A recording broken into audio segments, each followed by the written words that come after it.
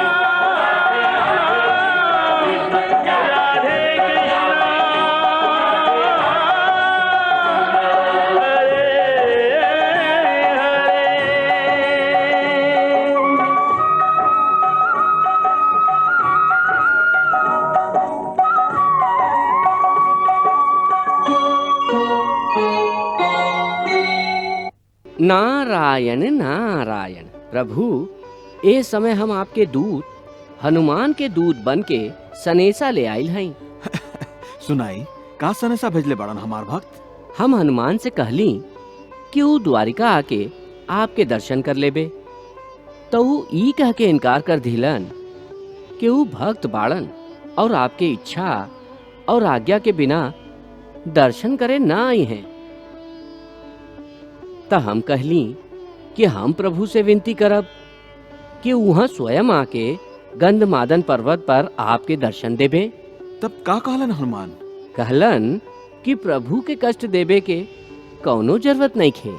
वाह, धन्य है हनुमान के स्वामी भक्ति, धन्य है। और हाँ प्रभु, नारायण नारायण, हम बधाई दिहल तो भुला ही गईली।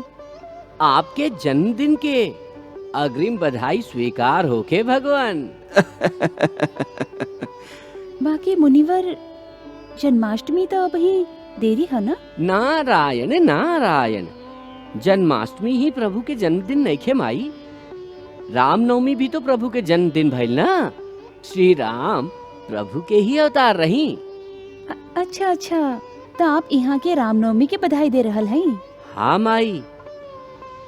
प्रभु, कल रामनवमी है ना, बहुत मजा आई।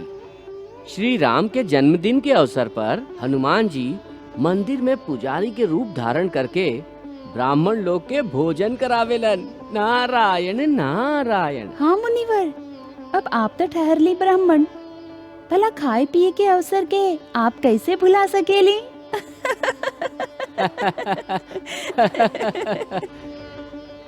प्रभु, आप भी चल चली ना, बहुत अच्छा अवसर है। वो तो ठीक है, बाकी हमरा जाए से हनुमान के सगरे कार्यक्रम उथल पुथल हो जाई। हमके देख के उनकर सेवा भाव में बाधा पड़ी। प्रभु, रूप बदल के चलत है ना, बेचारा हनुमान के का पता चली, पहचान ही ना पाई है वो आपके। नारायण नारायण। प्रभु, मुनिवर के इतना इच्छा है तो जाके देख आई ना कि का होला हुआ। हाँ प्रभु, राम नाम के जय जयकार चारों दिशा में गूंजेला। वो दृश्य त देखे जैसन होला भगवान। आहा, का दृश्य होत हुई ऊ भी। आपसे सगरे वृतांत सुन के हमरो मन में भी लालसा हो रहा है कि ई दृश्य स्वयं चल के अपना आंख से देखी। तो जाई ना प्रभु, संकोच काहे कर रहल है। नारायण नारायण नारायण नारायण।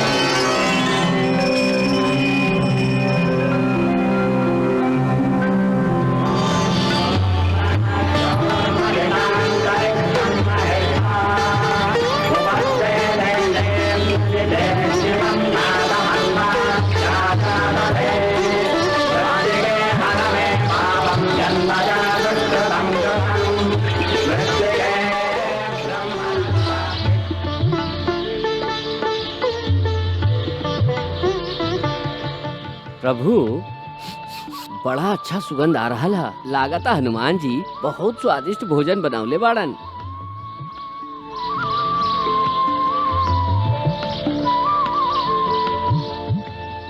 नारायण नारायण नारायण नारायण।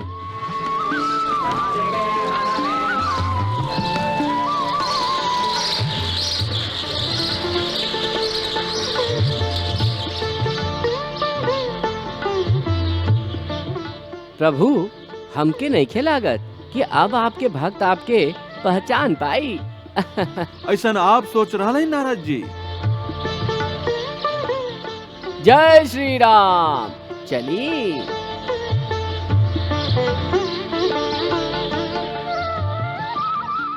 बोला जय श्री राम। जय श्री राम।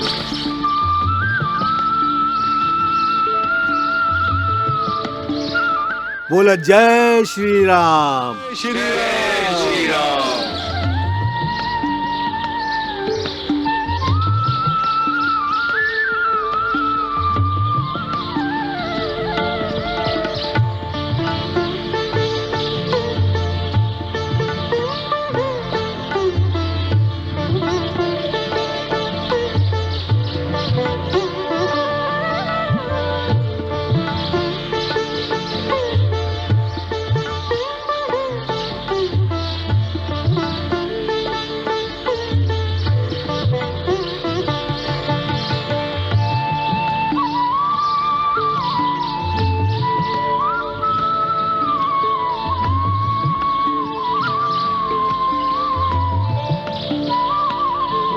बोला जय श्री राम। जय श्री राम।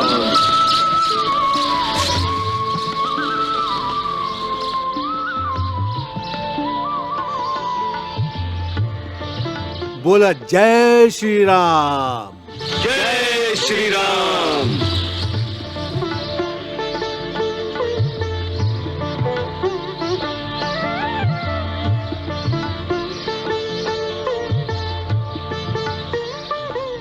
जय श्री राम।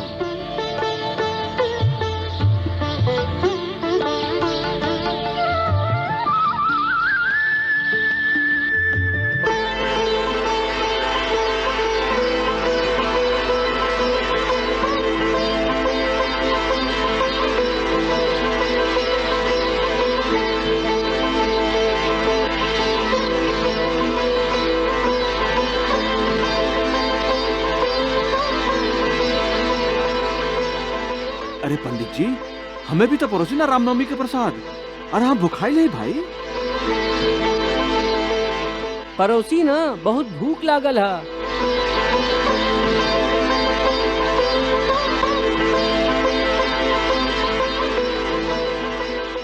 अरे पंडित जी पड़ोसी। पड़ोसी ना।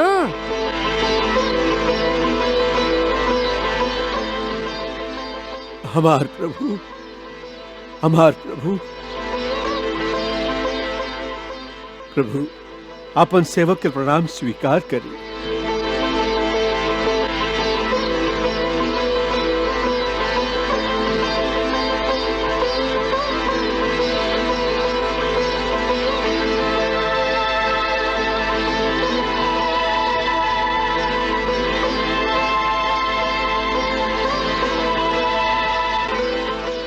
हमके क्षमा करती ही प्रभु, हमरा से कोनो भूल भइल हो तो क्षमा करती ही प्रभु।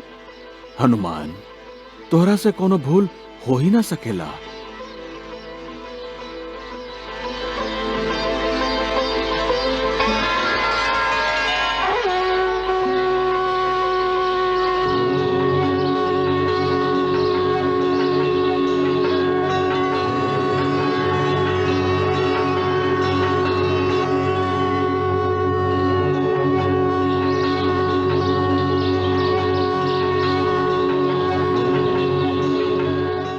नारायण नारायण नारायण नारायण।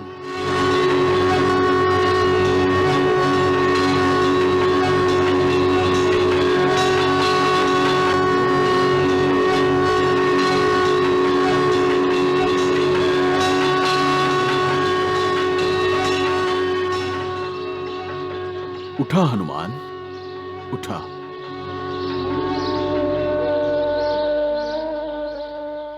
प्रभु, हमरा से कौन भूल हो गई है? ऐसन कौन सा पाप हमरा हाथ से भइल है जे आपके स्वयं चल के यहाँ आवे के पड़ल, जबकि हमके चल के द्वारिका आवे के चाहत रहे? हमार भक्त, हम तोहर भक्ति और सेवा में विघ्न ना डालल चाहत रहे।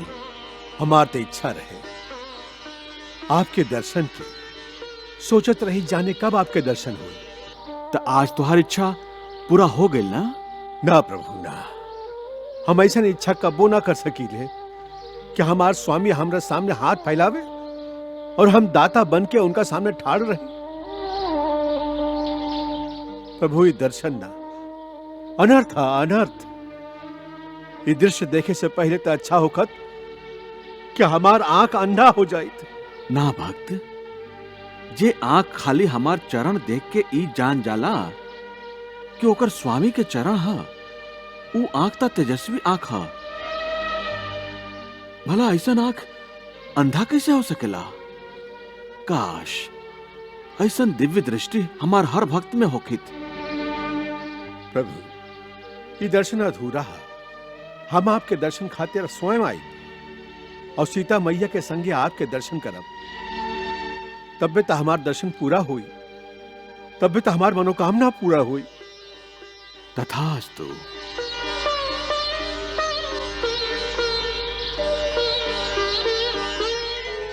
हम धन्य हो गए ली प्रभु, हम धन्य हो गए।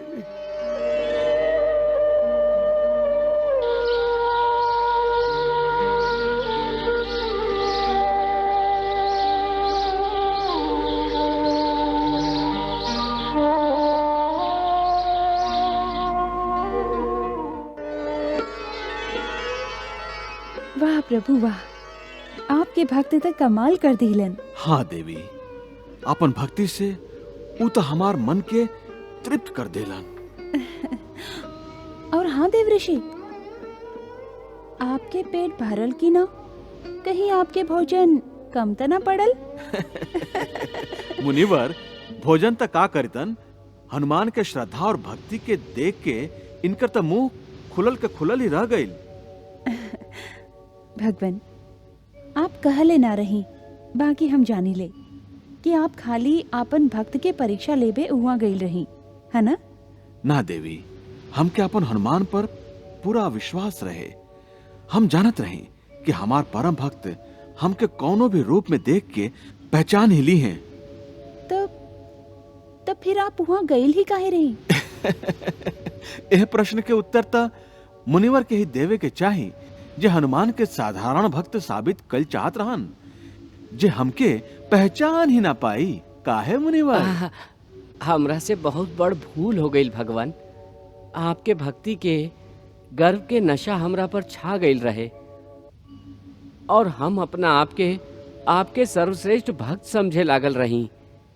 ई हमारा अहंकार रहे भगवान, हमारा अहंकार।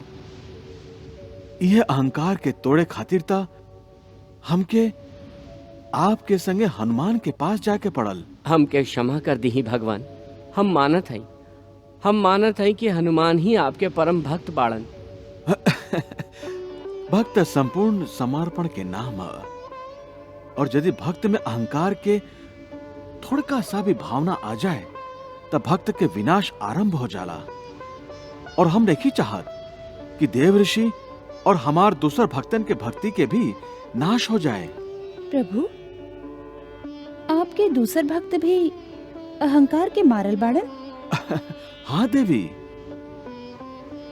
अब आप कौन भक्त लोग के बात कर रहल हैं? कई गो बाड़न, जैसे अपन दाऊ भैया, भीम भैया, अर्जुन, हमार सुदर्शन चक्र और गरुड़, इस सबके अहंकार के नाग डस ले बा। केहू के बाहुबल के अहंकार है, तो केहू के अपन धनुर्विद्या पर घमंड है। इस सब हमार आपन बाड़न, हम इनके को खोवल नहीं चाहत। यही से इनकर अहंकार के भी तोड़े के होई। बाकी भगवान, आप इनकर अहंकार तोड़ब कैसे? हम ना देवी, हमार परम भक्त हनुमान इस सब के अहंकार के तोड़ी हैं, और अभी तक हनुमान के वासुदेव भगवान के भी सीधा करे क्या? वासुदेव भगवान के भी सीधा करे के हा? हाँ मुनिवर। प्रभु, ये हम का सुन रहल हई? मुनिवर, ए धरती पर एगो और वासुदेव जन्म लेले बाड़न। वासुदेव भगवान पौंड्रक नगरी के राजा बाड़न। वासुदेव पौंड्रक? हाँ मुनिवर, ए द्वापर युग में एक ओरी हमार परम भक्त हनुमान बाड़न, जो संपूर्ण समर्पण के मूर्त बाड़न, तो दूसर ओरी पौंड्रक नगरी के राजा हा, जिस समर्पण के जगह घमंड और अहंकार के मारल हा। वो अपना आप के वासुदेव कहला। वो शंख, पद्म, गदा और सुदर्शन चक्र भी धारण कर ले बा। सुदर्शन चक्र भी धारण कर ले हा? हाँ मुनिवर, इतना ही ना, वो अपन काका के बेटा के बलराम भी बना रख ले बा। पौंड्रक अपना के सच्चा वासुदेव कहला और हमरा के झूठा वासुदेव कहला। महाराज पौंड्रक के! महाराज पांड्रक के! वासुदेव पांड्रक के! वासुदेव पांड्रक के! महाराज पौंड्रक के! महाराज पौंड्रक के! महाराज पौंड्रक के! वासुदेव भगवान पौंड्रक के! महाराज पौंड्रक के! महाराज पौंड्रक के! महाराज पौंड्रक के!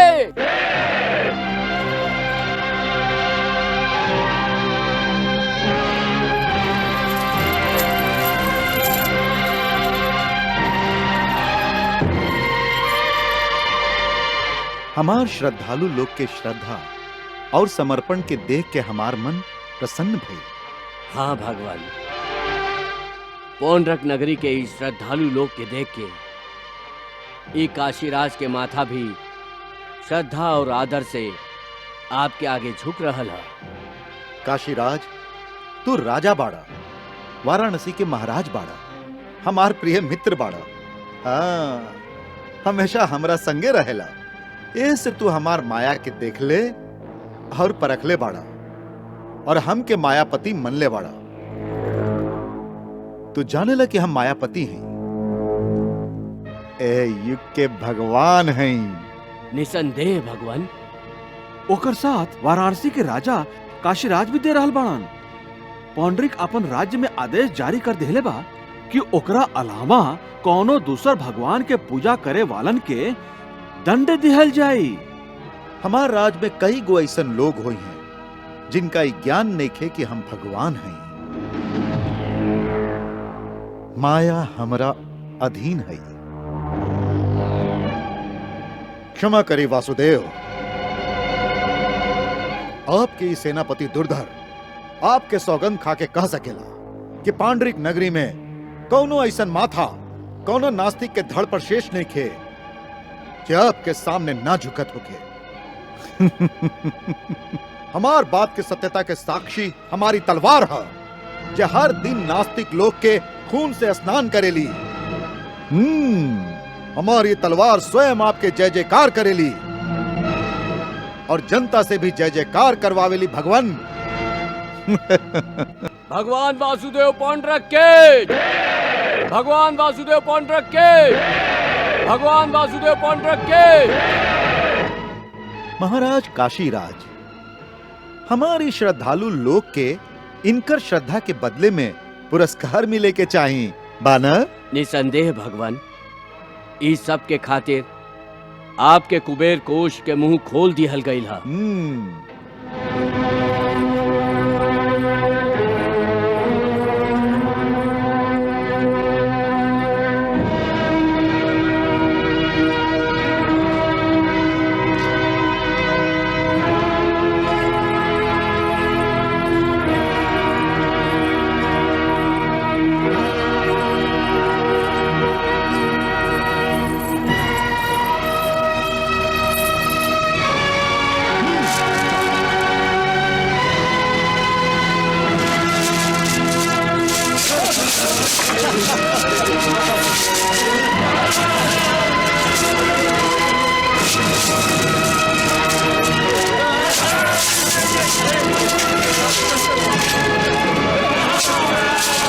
उठाओ, हाँ, ले ला, लूट ला, लूटा।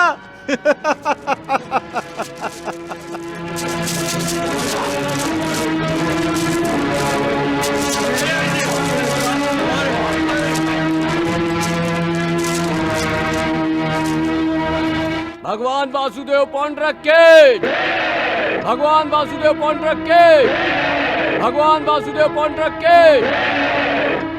श्रद्धालुगण आपन भगवान के साष्टांग नमस्कार करा।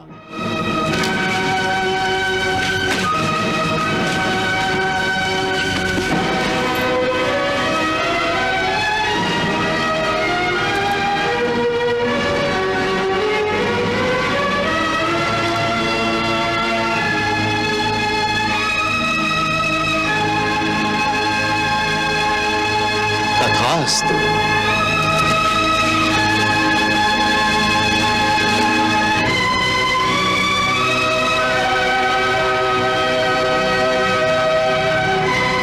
भगवान वासुदेव पौंड्रक के, भगवान वासुदेव पौंड्रक के।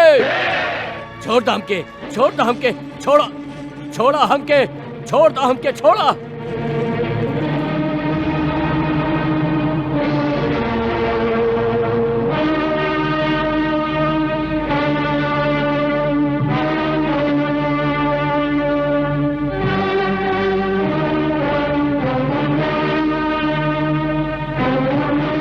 सेनापति प्रभु आज्ञा करी। इस साधु संत के एह तरह जंजीर में जकड़ के इवा कहे ले बड़ा। भाई माला जपे वाला साधु संत बाड़न, इनकर ऐसन दुर्दशा। भगवान, ये बूढ़ के वेशभूषा पर मत जाएं। ये अधर्मी आपके माला नहीं खे जपत।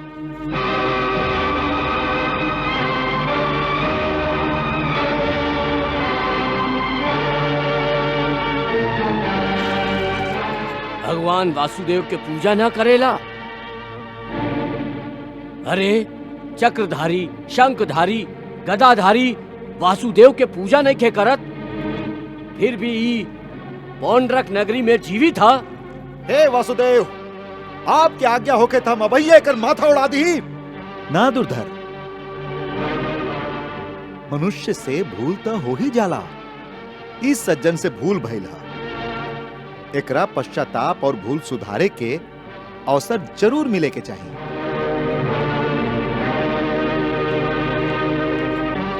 हे अधर्मी दानव, अवसर तो के वासुदेव श्री कृष्ण दिले हैं अपन भूल सुधारे के, बाकी तू सुधरे के नाम ना ले रहल बड़ा और ये झूठ गदा, शंख और चक्र के प्रदर्शन करके लोगन के आंख में धूल झोंक रहल बड़ा।